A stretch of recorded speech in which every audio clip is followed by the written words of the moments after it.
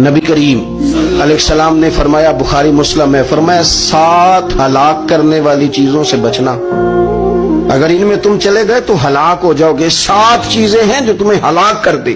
یا رسول اللہ صلی اللہ علیہ وسلم وہ کون کون سی؟ تو حضور نے فرمایا اللہ کے ساتھ شریک نہ کرنا، ہلاک ہو جاؤ گے۔ دوسرا نبی پاک صلی اللہ علیہ وسلم نے فرمایا جادو نہ کرنا، ہلاک ہو جاؤ گے، ہلاک۔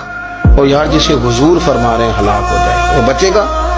نبی پاک صلی اللہ علیہ وسلم نے تیسرے نمبر پر فرمایا جس شخص کے قتل کرنے کو اللہ نے حرام قرار دیا ہے اسے قتل نہ کرنا، ہلاک ہو جاؤ گے۔ چوتھے نمبر پر رسول پاک علیہ السلام نے فرمایا سود نہ کبھی بھی کھانا، ہلاک ہو جاؤ گے، ہلاک۔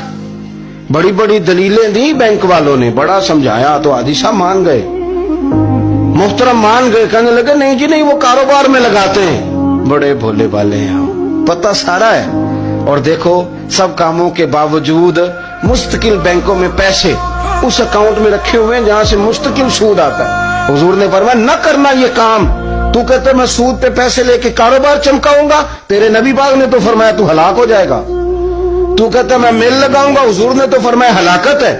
تو کہتا ہے میں بڑا کچھ کر جاؤں گا تو ہلاکت ہے۔ اچھی طرح سمجھ لیں، اصل مال بھی ضائع ہو جاتا ہے اس بندے کا جو سود کا مال ملا لیتا ہے، اصل برکت بھی اڑ جاتی۔ اور میرے نبی پاک صلی اللہ علیہ وسلم نے 5ویں نمبر پہ فرمایا یتیم کا مال نہ کھانا، ہلاک ہو جاؤ گے۔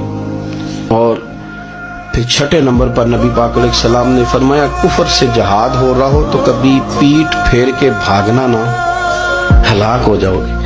اور 7ویں نمبر پر اللہ کے رسول نے فرمایا بے قصور اور بے گناہ عورت پر تہمت نہ لگانا۔